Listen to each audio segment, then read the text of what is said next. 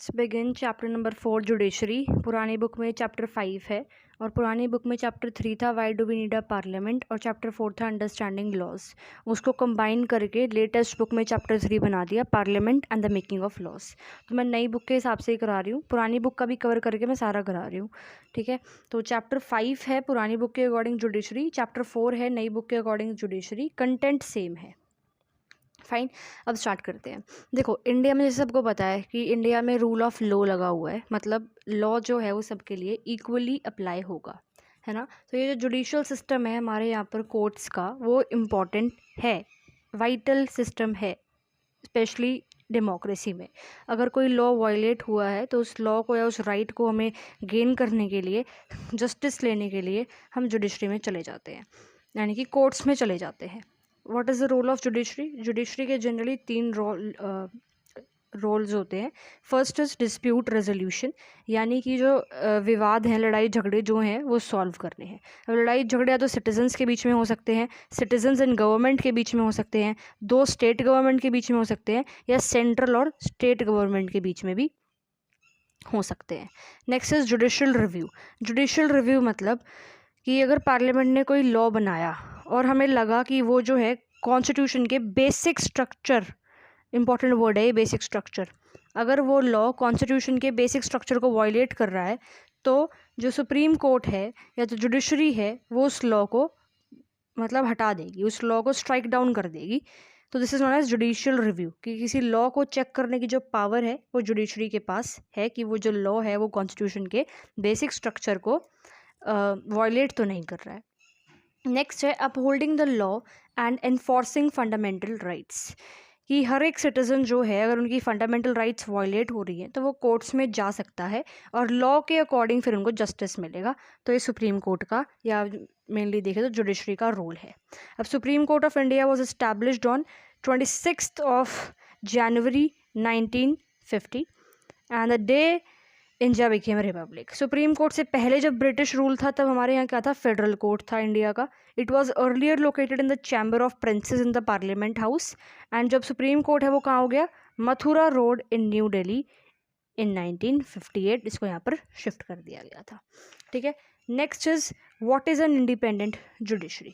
अब मान लो एक पॉलिटिशियन है और उन पर किसी ने कोई केस कर दिया कोर्ट में, तो ये मान के चलो कि जो जजेस हैं कोर्ट में वो ये पॉलिटिशियन के फ्रेंड्स हैं या पॉलिटिशियन के अंडर काम करते हैं, तो पॉलिटिशियन को तो सज़ा मिलेगी ही नहीं। तो इसीलिए जुडिशरी का इंडिपेंडेंट होना बहुत ज़्यादा इंपॉर्टेंट है और ये इंडियन कॉन्स्टिट्यूशन में मेंशन्ड है कि जो जुडिशरी है वो इंडिपेंडेंट होगी।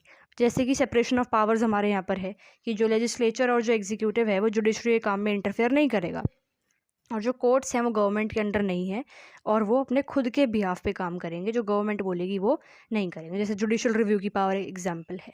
ठीक है, नेक्स्ट है what is the structure of courts in India. India में कोर्ट्स का स्ट्रक्चर क्या है? ठीक है, सो इंडिया में जो है 3 डिफरेंट लेवल के कोर्ट्स है। ठीक है, जैसे देखो सबसे ऊपर आता है ये सुप्रीम कोर्ट, फिर ये आपका हाई कोर्ट, फिर यहाँ पर आते हैं डिस्ट्रिक्ट या सब ऑर्डिनेट कोर्ट्स। ठीक है, तो इंडिया में जो है 3 डिफरेंट लेवल्स हैं कोर्ट्स का। पिरामिड जैसी शेप ये बनाता है, और जो कोर्ट्स जो हैं जहाँ पे मोस्टली पीपल जाते हैं वो सब ऑर्डिनेट या डिस्ट्रिक्ट कोर्ट है, या उसको तहसील लेवल पे जो कोर्ट्स हैं वो भी कह देते हैं। यानी कि हर एक स्टेट को जो डिस्ट्रिक्ट्स में डिवाइड करा गया है वहाँ पे डिस्ट्रिक्ट कोर्ट्स होंगे और वहाँ पे डिस्ट्रिक्ट जजेस होते हैं। फिर एक स्टेट का जो कोर्ट है वो होता है हाई कोर्ट। फिर ऑल ओवर इंडिया का जो कोर्ट होता है वो होता है सुप्रीम कोर्ट, जो कि न्यू दिल्ली में लोकेटेड है, और चीफ जस्टिस ऑफ इंडिया जो है उसको प्रिसाइड करते हैं।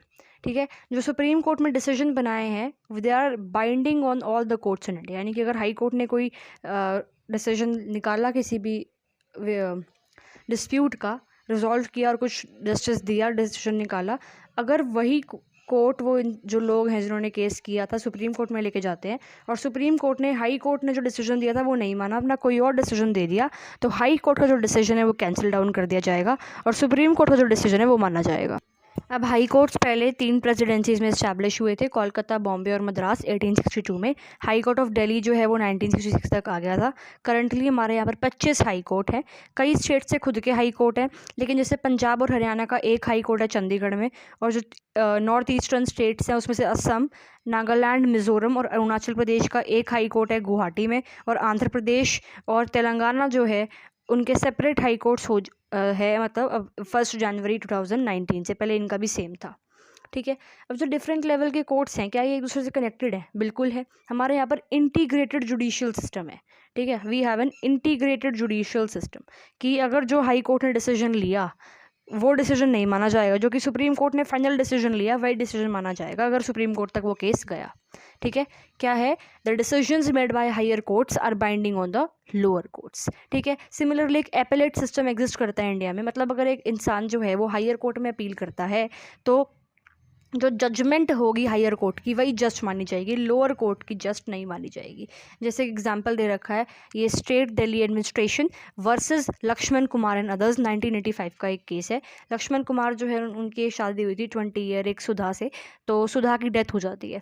ठीक है, तो हाई कोर्ट ये बोलता है कि जो लक्ष्मण है उनकी मदर इन लॉ है, और जो उसका ब्रदर इन लॉ था सुधा का, उन्होंने ये करवाया, यानी कि उन्होंने डाउरी लेने के लिए उससे इसका मर्डर कर दिया। ठीक है, फिर ये केस जो है सुप्रीम कोर्ट में लेकर गए, तो मतलब हाई कोर्ट ने डिसीजन बोला कि तीनों को डेथ सेंटेंस सुना दो, क्योंकि तीनों ने इनका मर्डर किया है डाउरी के चक्कर में। सुप्रीम कोर्ट ने एट लास्ट डिसीजन निकाला, वो ये निकाला कि जो लक्ष्मण है और जो मदर है वो गिल्टी है, और जो ब्रदर इन लॉ है वो गिल्टी नहीं है, क्योंकि उसके अगेंस्ट में कोई एविडेंस नहीं था। ठीक है, जो एक्यूज थे यानी कि मदर और लक्ष्मण, उनको फिर प्रिजन फॉर द लाइफ भेज दिया। लेकिन हाई कोर्ट ने क्या बोला था कि तीनों गिल्टी हैं। ठीक है, तो सुप्रीम कोर्ट का डिसीजन हाई कोर्ट से अलग है, तो यही दिखाता है कि India have an integrated judicial system. फिर नेक्स्ट है, what are the different branches of legal system. अब ये तो हमने एक डाउरी डेथ का केस पढ़ा, ये तो हमारा क्या है, क्राइम अगेंस्ट सोसाइटी। इस सोसाइटी में जो क्राइम हो रहा है वो पढ़ रहे हैं इसमें। ऐसे ही 2 टाइप के जनरली आपके लॉज वगैरह होते हैं, अगर उन लॉ को वायलेट करा गया तब जाकर सुप्रीम कोर्ट देखता है कि क्या चल रहा है। तो 2 लॉज हैं, क्रिमिनल लॉ और सिविल लॉ। क्रिमिनल लॉ में वो कंडक्ट है, वो एक्ट्स हैं जो लॉ कहता है कि ये ऑफेंसेस हैं, जैसे कि वुमेन को हैरेस करना, डाउरी, मर्डर। ठीक है, और FIR साइन होती है सबसे पहले इन केसेस में, पुलिस इन्वेस्टिगेट करती है, फिर अगर गिल्टी हुआ तो फिर जेल में भेजा जाता है या फिर फाइन किया जाता है। क्रिमिनल लॉ में क्या होता है, क्रिमिनल लॉ की हार्म या इंजरी जो इंडिविजुअल्स के राइट है उनको हार्म प्रोवाइड करा गया या वो फॉलो नहीं करी गई, जैसे dispute, sale of land etcetera, petition file करी जाती है कोर्ट में, जो अफेक्टेड पार्टी होती है वो करते हैं। ठीक है, फिर कोर्ट जो है वो रिलीफ देता है सिविल लॉज में। Criminal laws and civil laws अलग अलग टाइप के लॉज हैं जो कि कोर्ट जहाँ पर जस्टिस प्रोवाइड करता है अगर कुछ वायलेट किया गया है तो। अब क्या है, सबको एक्सेस है कोर्ट्स में जाने के लिए, बिल्कुल। ऑन द पेपर्स देखें, कॉन्स्टिट्यूशन लेवल पर देखें तो all the citizen of India can access the courts in the country, यानी कि every citizen has a right to justice. But grass root level पर देखें, ग्राउंड लेवल पर देखें तो जो पुअर लोग हैं उनके लिए डिफिकल्ट है कोर्ट्स में जाना, क्योंकि जो लीगल प्रोसीजर्स हैं बहुत ज़्यादा takes a lot of money और टाइम। अब इसके रिस्पॉन्स पे सुप्रीम कोर्ट एक कंसेप्ट लेके आए थे 1980s में, पब्लिक इंटरेस्ट लिटिगेशन। उसमें क्या था कि अगर एक इंडिविजुअल या एक ऑर्गेनाइजेशन है वो एक PIL साइन कर सकते हैं हाई कोर्ट में, सुप्रीम कोर्ट में, on behalf of those whose rights are violated. यानी कि मान लो अगर मेरी राइट्स वायलेटेड हैं और मैं कोर्ट में जाकर जाना अफोर्ड नहीं कर सकती, तो मेरे बिहाफ पे अगर कोई और PIL साइन कर रहा है तो वैलिड होगी। ठीक है, लीगल प्रोसेस जो ऐसे बहुत ज़्यादा सिंप्लीफाई हो गया था। और बट इसकी एक ये भी डिसएडवांटेज है कि डिसीजन मेकिंग प्रोसेस है वो बहुत स्लो हो गया था, और बहुत सारी PILs कोर्ट में चली गई थी, जिससे कि जुडिशरी पे जो बर्डन है वो बहुत ज़्यादा इंक्रीज़ हो गया था। अब एक मिड डे मील स्कीम का नाम सबने सुना होगा, तो जो मिड डे मील स्कीम्स है वो भी एक PIL की वजह से ही आई थी। ठीक है, तो दिस वाज द चैप्टर। एक इसमें ये दे रखा है, आप पढ़ सकते हो, इसको इतना इंपॉर्टेंट नहीं है।